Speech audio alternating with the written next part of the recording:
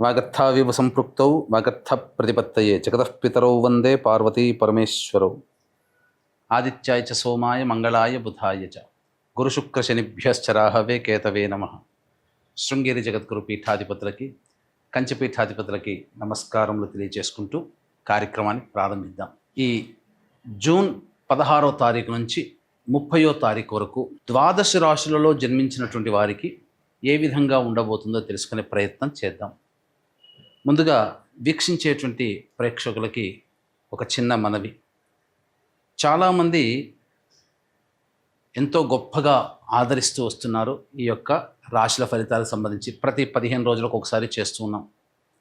అయితే కొంతమంది ఈ చెప్పినటువంటి ఫలితాలు మాకు వ్యతిరేకంగా జరుగుతున్నాయి అనేటువంటి యొక్క అంశము, ఎందుకు మాకు జరుగుతున్నాయి అనేటువంటిది కూడా బాధను వ్యక్తం చేస్తున్నారు. అయితే గమనించినటువంటి అంశం ఏంటంటే, చాలామంది కన్ఫ్యూజన్ అనేటువంటిది అవుతున్నారు అనేటువంటిది. అంటే వాళ్ళకి పుట్టినప్పుడు జన్మ నక్షత్రం ఒకటి ఉంటుంది, కానీ ఆ నక్షత్రాన్ని బట్టి రాశి ఉంటుంది.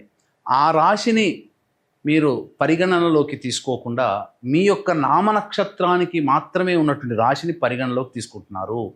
ఉదాహరణకి కోదండరాం అనేటువంటి పేరుంది. అది ఆ కోదండరాం అనేటువంటి యొక్క రాశి జన్మతః ఉన్నటువంటిది కుంభరాశి అని అనుకుందాం. కానీ కోదండరాం అనే పేరుంది కాబట్టి కేకో హాహి పునర్వసు కాబట్టి మిథున రాశి ఫలితాలని చూసుకుంటున్నారు. జన్మించిన రాశి ఏమో కుంభరాశి అయినప్పుడు నామనక్షత్రం ప్రకారం చూసుకునేటువంటి యొక్క మిథున రాశి ఫలితాలు ఎలా సరిపోతాయి? అది ఒక తప్పు జరుగుతుంది. తెలియనటువంటి రెండవ తప్పు ఏంటంటే, చాలామంది ఈ వెస్ట్రన్ ఆస్ట్రాలజీని ఎక్కువగా ఫాలో అవుతున్నారు. చాలా చోట్ల రాశి ఫలితాల్లో మీకు ఏం చెప్పబడి ఉంటుంది? ఉదాహరణకి జూలై 24 నుంచి ఆగస్టు 23 వరకు సింహరాశి అని చెప్పబడి ఉంటుంది.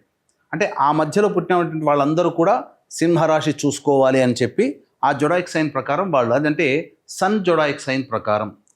మనది రాశి అనేటువంటిది చంద్రుని బట్టి ఉంటుంది. అది మీరు రవిని బట్టి ఉండేటువంటి, రవి ఆ సమయంలో సింహరాశిలో ఉంటాడు కాబట్టి అది రవిని బేస్ చేసుకొని చెప్పేటువంటిది. ఇక్కడ మనం చెప్పుకునేటువంటిది చంద్రుని బేస్ చేసుకునేటువంటిది కాబట్టి మీ యొక్క జన్మ నక్షత్రం ఏదైతే ఉంటుందో ఆ రాశి చూసుకోవాలి. ఆ ఒక నెలలో పుట్టిన వాళ్ళందరూ కూడా సింహరాశి అని అంటే అది అవాస్తవం కదా. కాబట్టి తెలిసి తెలియక అదొకటి ఈ విధంగా చేస్తున్నారు. ఎవరికి తెలియని వాళ్ళకి నామనక్షత్రమే అది చూసుకోవాలి. అందులో కూడా చాలామంది ఇప్పుడు శ్రీనివాస్ అంటే కుంభరాశి చూసుకుంటున్నారు, కానీ చూసుకోవాల్సింది తులారాశి. ఇలా అన్నమాట. కాబట్టి ఈ తేడాని, ఈ మార్పుల్ని మీరు గమనించుకొని అసలు సిసలైనటువంటి మీ రాశి ఏందో దాని ప్రకారం మీ జన్మ పత్రిక ప్రకారం ఉన్నటువంటి రాశిని చూసుకుంటే అప్పుడు మీకు ఫలితాలు కరెక్ట్గా 90% వరకు మీకు మ్యాచ్ అవుతాయి. మనం చెప్పుకునేటువంటిది దినచర్యలలో భాగంగా రోజువారీ కార్యక్రమంలో ఏ రోజు ఆదాయం ఖర్చు ఎలా ఉంటుంది, ఏ రోజు మానసిక పరిస్థితి మంచిగా లేదా ఆందోళనగా ఉంటుంది అనే విషయాల్ని మనం క్లుప్తంగా తెలియచేసుకుంటున్నాం. కాబట్టి ఇవి విషయాలు పరిగణలోకి తీసుకొని మన ఈ చెప్పబడేటువంటి రాశి ఫలితాలు మీరు ఆపాదించుకున్నట్లయితే 90% వరకు మీకు అవి సరిపోతాయి దినచర్యలో, రోజువారీ కార్యక్రమంలో. ఇక మనం వివరాల్లోకి వెళ్ళినట్లయితే 16వ తారీఖు నుంచి 30వ తారీఖు వరకు ఉన్నటువంటి గ్రహ సంచారం తెలుసుకుందాం.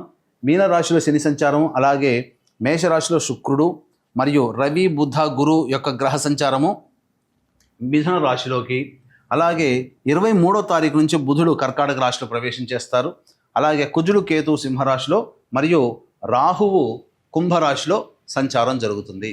దీనిని బట్టి ఈ 12 రాశుల వారికి ఏ విధంగా ఉండబోతుంది 16వ తారీఖు నుంచి మరియు 30 జూన్ వరకు అని తెలియజేసుకుందాం. ద్వాదశ రాశులలో భాగంగా 16 జూన్ నుంచి 30వ తారీఖు జూన్ వరకు ధనుస్సు రాశిలో జన్మించినటువంటి వారికి ఏ విధంగా ఉండబోతుందో తెలుసుకునే ప్రయత్నం చేద్దాం.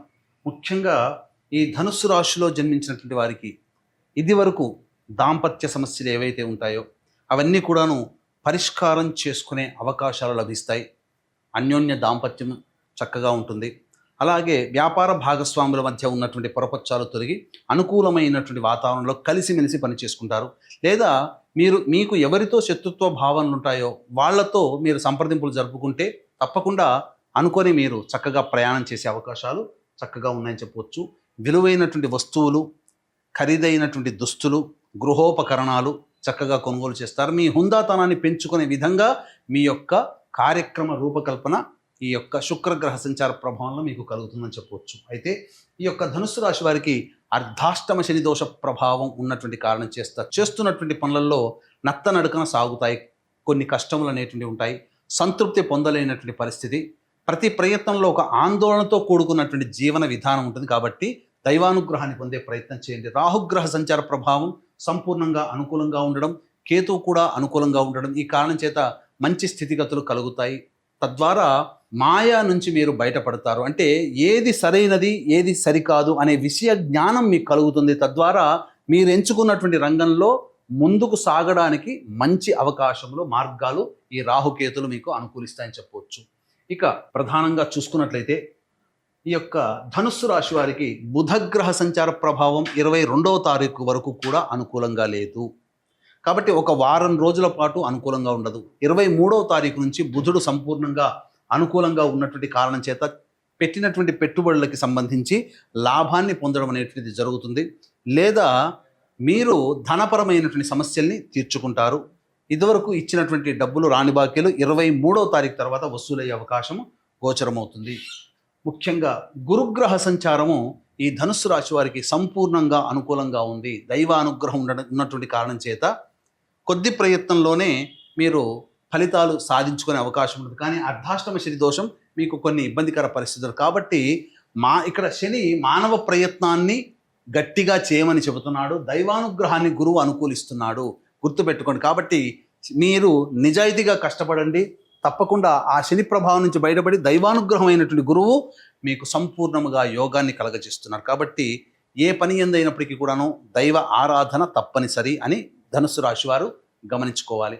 ఇక రవి యొక్క సంచార ప్రభావము అనుకూలంగా లేదు. కాబట్టి ఏమవుతుంది, ఉన్నతాధికారుల యొక్క ప్రభావం మీపై ఉండడం, ఒత్తిడితో కూడుకున్నటువంటి జీవన శైలి ఉద్యోగస్తులకి ఉంటుంది. కాబట్టి అదనపు బాధ్యతలు వచ్చే అవకాశం ఉంటుంది. కాబట్టి జాగ్రత్తలు పాటించండి.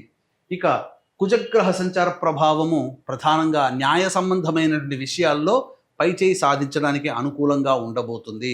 మీ ఆలోచనల ప్రభావం వల్ల ఇతరుల మీద మీరు విజయాన్ని పొందుతారని చెప్పవచ్చు. కాకపోతే ప్రధానంగా విదేశీయానం సంబంధించి చేయు ప్రయత్నాలు కొంత బెడిసి కొడతాయి. కాబట్టి జాగ్రత్తలు పాటించండి. విద్యార్థులకి మీరు అనుకున్నటువంటి కళాశాలలో మీకు లభించాలి అంటే దైవానుగ్రహం తప్పనిసరి అని గుర్తుపెట్టుకోండి. ఇక వివాహానికి సంబంధించి చేయు ప్రయత్నాలన్నీ కూడా కొలిక్కి వస్తాయి. సంబంధాలు నిశ్చయమయ్యే అవకాశం ఉంటుంది. కాకపోతే మూఢమే ఉన్నటువంటి కారణం చేత శుభమైనటువంటి పనులకి మీరు శ్రీకారం చుట్టకండి. కాబట్టి అన్ని విధాలుగా గురువు మీకు వెతుకులాటలు అంటే పెళ్లి ప్రయత్నాలలో, అంటే పెళ్లి చూపులు కాకుండా పెళ్లి చూపులకి ముందు చేసే ప్రయత్నాలు ఉంటాయి కదా, అవి చేసుకోవచ్చు. తద్వారా మీకు విజయం కలుగుతుంది. కానీ పెళ్లి చూపులు అనేటువంటివి పనికిరావు. ఏతావాత చెప్పొచ్చేది ఏమిటంటే ఈ యొక్క ధనుస్సు రాశిలో జన్మించినటువంటి వారికి సంపూర్ణమైనటువంటి యోగ కాలము చక్కగా ఉంది అని చెప్పవచ్చు. కొద్దిగా నిజాయితీగా కష్టపడితే చాలు, అన్ని గ్రహాలు అనుకూలంగా ఉన్నాయని చెప్పవచ్చు. ఇక ఈ యొక్క ధనుస్సు రాశిలో జన్మించినటువంటి మహిళలు మీరు కోల్పోయిన చోట మీ యొక్క గౌరవాన్ని తిరిగి పొందుతారు. ముఖ్యంగా సంతానము పొందినటువంటి విజయాల వల్ల కావచ్చు, సంతానం మీ పట్ల చూపించే ప్రేమ ఆప్యాయతల వల్ల కావచ్చు, మీరు చాలా సంతోషంగా ఉంటారు. అన్ని విధాలుగా అనుకూలంగా ఉంటుంది. మీరు అంటే పడని వాళ్ళు మళ్ళీ మిమ్మల్ని ప్రేమగా చూస్తారు, బంధువులు ఆదరిస్తారు, ఇంట్లో మీ మాటకి విలువ పెరుగుతుంది, అన్ని విధాలుగా బాగుంటుంది. కాకపోతే ముఖ్యంగా శరీరంలో తాపము, వేడి ఎక్కువగా ఉంటుంది, శిరోబాధలు ఎక్కువగా ఉంటాయి. కాబట్టి జాగ్రత్తలు పాటించండి. అన్ని విధాలుగా అనుకూలంగా ఉంటుంది. ఈ యొక్క రాశిలో జన్మించినటువంటి మహిళలు సంతానవంతులకు సంబంధించి చక్కటి శుభవార్త వింటారని చెప్పవచ్చు. అలాగే వివాహం కాని అమ్మాయిలకి వివాహ సంబంధాలు కుదురుతాయని చెప్పవచ్చు. అయితే ఇక 16 నుంచి 30వ తారీఖు వరకు ప్రతిరోజు కూడా ఏ విధంగా ఉండబోతుందో తెలుసుకునే ముందు వీక్షించేటువంటి ప్రేక్షకులకి గమనిక. ఈ యొక్క 21వ తారీఖు రోజున అశ్విని నక్షత్రంతో కూడుకున్నటువంటి స్థితి.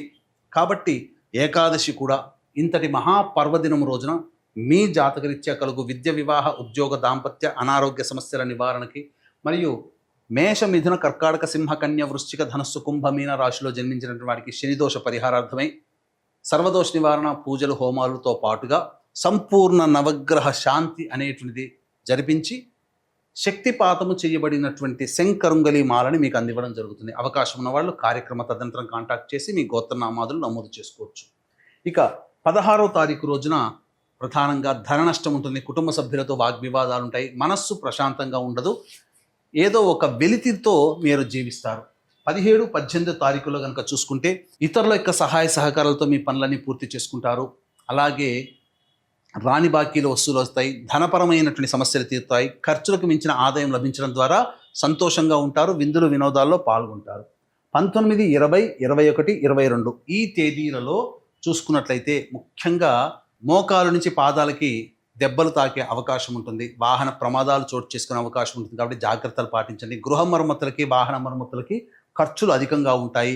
తల్లిగారి ఆరోగ్యం పట్ల శ్రద్ధ వహించాలి. ప్రశాంతత లేని జీవితం, సంతోషంగా ఉండకపోతారు, సంతృప్తి పొందలేకపోతారు. ఇక 21, 22 తారీఖుల్లో మీ ఆరోగ్యం పట్ల శ్రద్ధ వహించాల్సినటువంటి పరిస్థితి, వృధా కాలయాపన జరుగుతుంది, ఏ పని చేయాలన్నా సంతోషముగా ఉండదు అని చెప్పవచ్చు. ఇక 23, 24, 25, 26 ఈ 4 రోజుల్లో ఆదాయానికి చక్కగా మార్గాలు సుగమం అవుతాయి. ఖర్చుకు మించినటువంటి డబ్బు మీ చేతికి అందుతుంది. తద్వారా అన్ని యొక్క సమస్యల్ని పూర్తి చేసుకుంటారు, విందులు వినోదాల్లో పాల్గొంటారు, ఇతరుల సహాయ సహకారాలు మీకు లభిస్తాయి. తద్వారా అన్ని పనులని పూర్తి చేసుకుంటారని చెప్పవచ్చు. ఇక 27, 28, 29 తేదీల్లో ముఖ్యంగా ధనపరమైనటువంటి సమస్యలు ఎదుర్కొంటారు. మనస్సు ప్రశాంతంగా ఉండదు, ఏ పని చేయాలన్నా అనాసక్తి, శిరోబాధలు ఎక్కువగా ఉంటాయి, తలపోటుతో ఎక్కువగా ఉంటుంది, తలకి దెబ్బలు తగిలే అవకాశం ఉంటుంది. కాబట్టి జాగ్రత్తలు పాటించండి. ఖర్చుల శాతాన్ని తగ్గించుకోండి, అనవసరపు ఖర్చులు చేయకండి. ఇక 30వ తారీఖు రోజున సంతానం మూలకంగా విభేదాలు, సమస్యలు పెరుగుతాయి. సంతానంతో లౌక్యంగా వ్యవహరించండి. ఇతరత్ర అన్ని విధాలుగా సానుకూలంగా ఉంటుందని చెప్పవచ్చు. తర్వాత మిశ్రమం కంటే అధికంగా శుభ ఫలితాలు యొక్క ధనుసు రాశిలో జన్మించినటువంటి వారికి ఉండబోతున్నాయి. అయితే ప్రధానంగా ఈ యొక్క ధనుస్సు రాశిలో జన్మించినటువంటి వారికి సమస్యల పరిష్కారం కోసం ప్రతిరోజు కూడా, మీకు ఏదైనా సమస్యలు ఉన్నాయంటే ఆ సమస్యల పరిష్కారం కోసం ప్రతిరోజు సూర్యుడికి నమస్కారం, సూర్యాష్టకం 6 సార్లు పారాయణం చేయడం, దత్తాష్టకం కూడా రోజుకి 3 సార్లు పారాయణం చేయడం చేసినట్లయితే చాలా మటుకు సమస్యలు తగ్గుముఖం పడతాయి. ఇప్పుడు చెప్పినటువంటి సమస్యల కంటే ఇంకా ఎక్కువగా సమస్యలు ఎదుర్కొంటున్నారు అయితే మీ యొక్క దగ్గరలోని మంచి ఉపాసనా పరులైనటువంటి జ్యోతిష్యులను సంప్రదించి వారి సలహాలు సూచనలు కనుక పాటించినట్లయితే మరింత మెరుగైనటువంటి జీవితాన్ని పొందుతారని తెలియజేస్తూ సర్వం శ్రీ ఉమామహేశ్వర పరబ్రహ్మార్పణమస్తు.